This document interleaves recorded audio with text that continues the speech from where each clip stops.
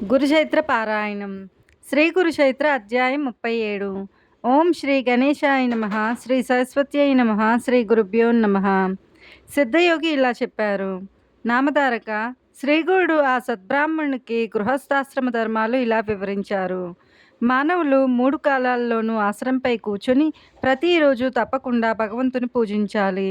అందుకు అవకాశం లేకపోతే ఉదయం షోడశోపచార పూజ, మధ్యాహ్నం పంచోపచార పూజ, సాయంత్రం నీరాజనము అయినా సమర్పించాలి. అందుకోసం ప్రతి వారు తమ ఇంట మంచి గంధము, నెయ్యి, జింక చర్మము ఉంచుకోవాలి. మానవ జన్మ లభించినా కూడా భగవంతుని పూజించని వారికి నరకం ప్రాప్తిస్తుంది. అటు తరువాత కూడా మానవ జన్మ రావడం కష్టము. అన్నింటిలోకి గురు పూజ శ్రేష్టమైనది. అందువల్ల త్రిమూర్తులు సంతోషిస్తారు. కానీ కలియుగంలో మానవులకు గురువు యందు ఆయన భగవంతుడనే భావం కలగడం కష్టము. అందువల్ల మందబుద్ధులను అనుగ్రహించడానికి భగవంతుడు సాలగ్రామము, బాణలింగము రూపాలు ధరించాడు. కనుక వాటిని పూజించడం వల్ల సర్వ పాపాలు నశిస్తాయి. అగ్ని, జలము, సూర్యుడు, గోవు, సద్బ్రాహ్మణుడు వీటిలో భగవంతుణ్ణి భావించి పూజించవచ్చు. అన్నిటికంటే మానసిక పూజ శ్రేష్టము.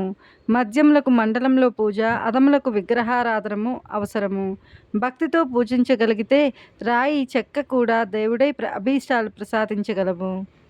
పీట మీద కూర్చొని శ్రద్ధగా సంకల్పము, ప్రాణాయామము చేసి పూజా ద్రవ్యాలు సిద్ధంగా పెట్టుకొని వాటిని ప్రోక్షించాలి. తరువాత ఎదుట సింహాసనం మీద ఇష్టదేవతా విగ్రహం ఉంచి దానికి కుడివైపున శంఖము, ఎడమవైపున గంట ఉంచి దేవుని మీద ఉన్న నిర్మాల్యం తొలగించి దీపం వెలిగించాలి. మొదట గణపతిని పూజించి గురువును స్మరించి తరువాత పీఠాన్ని ద్వారపాలకులకు పూజించాలి. తరువాత ఇష్టదేవతను మన హృదయంలో భావించి దానినే మన ఎదుట ఉన్న విగ్రహంలోనికి ఆహ్వానించాలి. సాక్షాత్తు భగవంతుడే మన ఎదుట ఉండి మన పూజను గ్రహిస్తాయని దృఢంగా గుర్తుంచుకోవాలి. ఆయనకు 16 ఉపచారాలతో పూజ చేయాలి. పూజకు తెల్లని పువ్వులు శ్రేష్టము. పసుపు, ఎరుపు రంగుల పువ్వులు మధ్యమము, నల్లనివి ఇతర రంగుల పువ్వులు అధమము. ఉదయమే అపవిత్రః పవిత్రోవా అనే శ్లోకం చదువుకొని గురువును, కులదైవాన్ని స్మరించడం మానసిక స్నానం అంటారు. అదేవిధంగా భగవంతుని పాదాలకు పుష్పాంజలి సమర్పించాలి. ప్రదక్షిణము, సాష్టాంగ నమస్కారము చేయాలి. తల్లిదండ్రులు, గురువులు, సద్బ్రాహ్మణులకు కూడా అలాగే నమస్కరించాలి.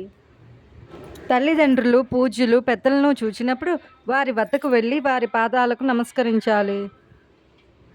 గురువు యొక్క కుడి పాదాన్ని మన కుడి చేతితోనూ, వారి యొక్క ఎడమ పాదాన్ని ఎడమ చేతితోనూ స్పృశించి సాష్టాంగ నమస్కారం చేయాలి.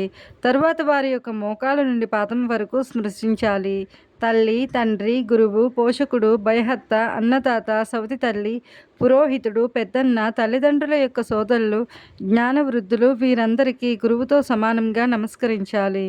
అజ్ఞానులు, తనకంటే చిన్నవారు, స్నానం చేస్తున్నవారు, సమిధలు మొదలగును పూజా ద్రవ్యాలు తెస్తున్నవారు, హోమం చేస్తున్నవారు, ధనగర్వులు, కోపించిన వారు, మూర్ఖులు, శవము వీరికి నమస్కరించకూడదు. ఒక చేత్తో ఎవరికి ఎప్పుడూ నమస్కరించకూడదు. గృహస్థుల ఇండ్లలో కత్తి, తిరుగలి, రోకలి, నిప్పు, నీరు, చీపురు వాడడం వల్ల జరిగే పాపాన్ని పోగొట్టుకోవడానికి వండుకున్న పదార్థాన్ని మొదట దేవతలకు, పితరులకు, సర్వజీవులకు, ఋషులకు, అతిథులకు అర్పించి మిగిలినది మహాప్రసాదమన్న భావంతో భుజించాలి. దీనిని వైశ్వదేవం అంటారు. అతిథులకు కులగోత్రాలు పట్టించుకోకుండా భగవత్స్వరూపులుగా తలచి భోజనం పెట్టాలి. కారణం వారు సాక్షాత్తు సద్గురు రూపాలే. అతిథి కాలు కడిగితే, పితృదేవతలు భోజనం పెడితే త్రిమూర్తులు సంతోషిస్తారు. అతిథికి భిక్ష కోసం వచ్చిన బ్రహ్మచారికి వైశ్వదేవము నైవేద్యము అవ్వకున్నా తప్పకుండా భిక్ష ఇవ్వాలి. భోజనం వడ్డించే చోట నీటితో అలికి ముగ్గు పెట్టి దేవతలను ఆహ్వానించి ఆకువేసి వడ్డించాలి. పతితుల పంక్తిన భోజనం చేయకూడదు. మొదట కుడి ప్రక్కన నేల మీద చిత్రగుప్తునికి బలిగా కొంచెం అన్నముంచిన తర్వాత భోజనం చేయాలి. తన ద్వారా భోజనం చేస్తున్న చైతన్యము తాను తినే అన్నము కూడా భగవంతుని రూపాలన్న భావంతో భోజనం చేయాలి. కుక్కను, రజస్వలను, ఎట్టి ధర్మము పాటించని వాడిని చూస్తూ భోజనం చేయకూడదు. భోజనం అయ్యాక అగస్త్య మహర్షిని, కుంభకర్ణుని, బడబాగ్ని స్మరిస్తే జీర్ణశక్తి వృద్ధి అవుతుంది.